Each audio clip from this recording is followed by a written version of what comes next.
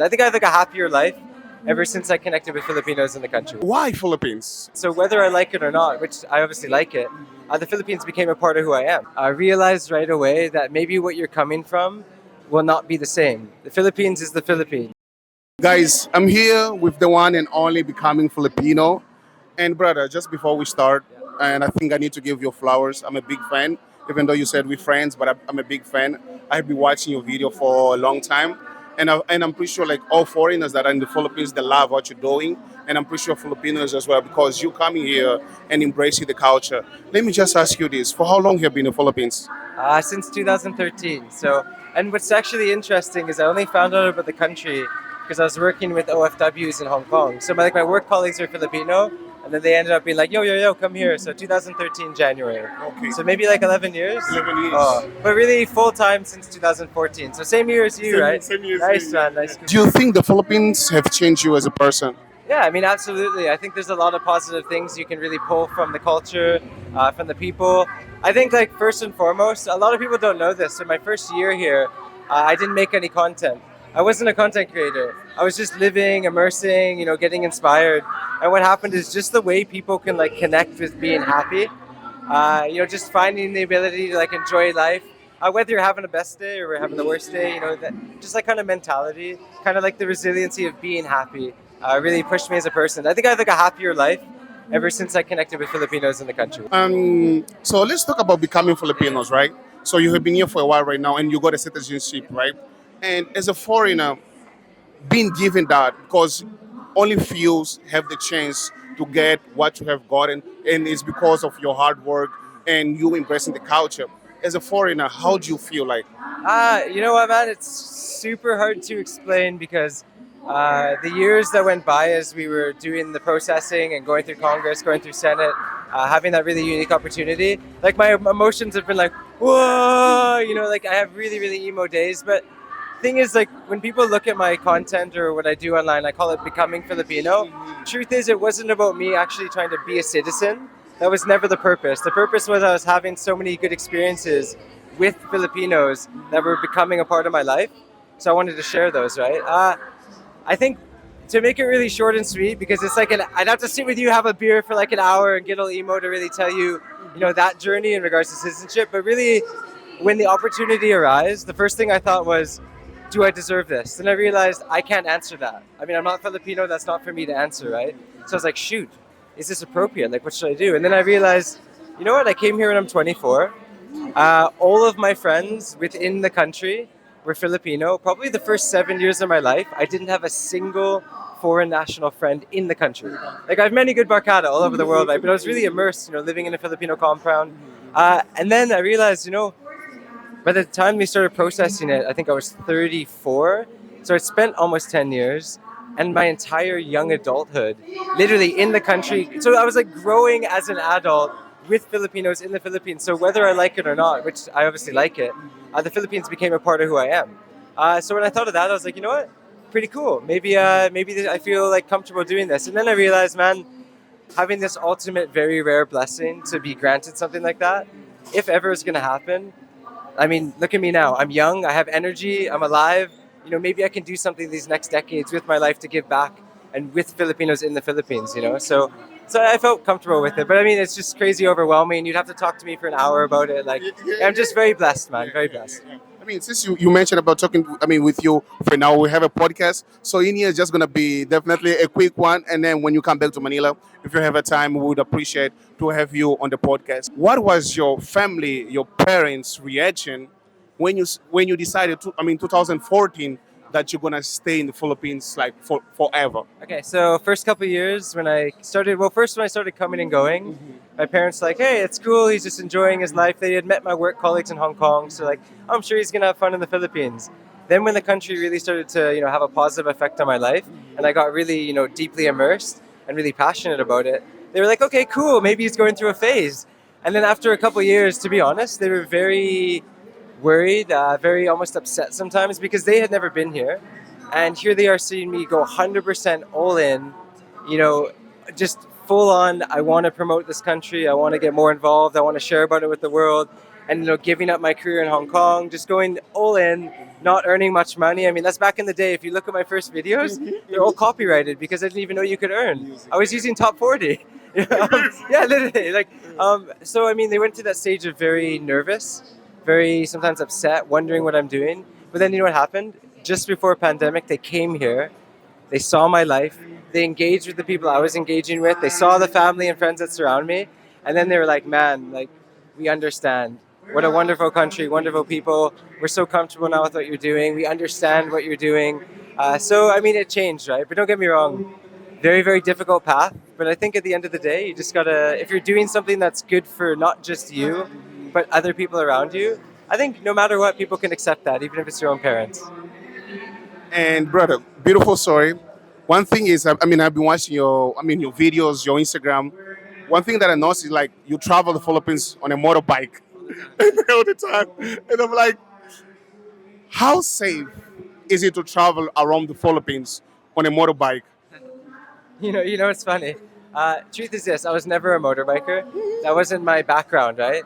I think one reason I started doing it was way back when, 2014, when I started really motorbiking and making content. You know, to start with, I kind of got a bit upset that everybody thought that the Philippines was super, super dangerous. So I decided I would just travel it in the most dangerous way. No, I say that in quotes because the truth is, driving a motorbike can be. If you look at the stats, I mean, it is one of the more risky ways to travel the country, but it's also one of the most rewarding ways, and it's the way that allows me to be completely open to my environment. Here I am, look at me, you can see me, I can hop off, I can talk to you, I can go here, you can get anywhere, right? So, I mean, the more I started doing it, the more I realized it was the best way to connect locally. And also, I mean, I live in Mindanao, right? A lot of people are like, whoa, Mindanao, they think Abu Sayyaf, they think terrorism. So if I could just rock it on a scooter subliminally, I was hoping it was going to fight back and be like, wait a minute, this guy's just driving a scooter everywhere. Can it really be that dangerous? So that's kind of why I got into that. But honestly, man, I mean, as soon as you leave the cities, driving a motorbike is pretty chill. I mean, if you've been to the province areas, it's pretty Actually, relaxed. talking about motorbike, 2 weeks ago, I was in City Hall. No, like 3 weeks ago, I had an accident. If you Yeah, see, like I all mean, here, dude, yeah. to be But blunt, it was my fault. It was my fault. just, as you say, like in Bisaya, Hinay, Hinay, and Tagalog, the hand to hand, just take care, wait, what's life without a little risk, diba? Exactly, If you're doing it with a purpose that fulfills you, makes you happy, then rock it, dude. I mean, at the end of the day, things happen, so we just have to adapt and do what we can. Yeah. Why Philippines? I'm pretty sure many people have asked you this question. Why Philippines? We'll just put it in one word: happiness. That's it. Because, again, I think for me to properly explain that to you, you'd have to really we'd have to tag guy for 5 hours, at my house and sit, because it was a life journey for me. I didn't just wake up one day and be like, I love the Philippines. This is a great place. It's really from working with Filipinos overseas who taught me the value of you can work really hard, but you can still enjoy life. How you can all chip in together, patak patak, cook together, eat together, have a good time. And then coming here and just living here and immersing, literally living in Filipino compounds, where I mean, dude, I'm 36 now. When I came here, I was 24. And in Canada, if you're 24 and you're living with your parents, your buddies are like, dude, really? Like, you're going to be with your parents? Whereas here, all my buddies are like, they live their whole life with their family, and it's totally cool. So, learning that deep kind of family connection, and how it's okay to have that in your life to that intensity, again, there's just, it's too hard for me to explain to you in an auditorium, and it won't do justice, right? But really, it just comes down to happiness. It's pretty, I think for anybody, you can find your niche here, and you can find things that I think can reflect on your life and other people's lives in a positive way. Right, I know that you have to go. Just before we go, what advice would you give to other foreigners that they want to come to the Philippines? They haven't been here, and I mean, as you said, on the media, people say that the Philippines is not safe. But from your own experience, what advice would you give to other foreigners? Yeah, I think just come here first and foremost very open-minded. Realize right away that maybe what you're coming from will not be the same. The Philippines is the Philippines. It's not Canada. It's not Europe. It's not Morocco. It's not. It's just its own place, right? So don't expect that things here will be like they are back in your home. The second thing, man, like I told you earlier, 7 years. My first 7 years here don't get me wrong. Again, I have many foreign national friends. Like, you're a cool dude, you know, we're buddies now. But my whole life is very with Filipinos. And what I found is that helped guide my life journey here because they could introduce me to experiences. They would tell me about things. I started to learn about who they are. You know, if you come here and you just go 100% all foreign national friends, going around with your foreign national friends, there's nothing wrong with that. You can have a great time, and I'm sure you will. But to go deeper and to really get a better kind of experience, try and be open to interacting with Filipinos. I mean, there's a lot more, but well, we can talk about it in the future. On the podcast, yeah.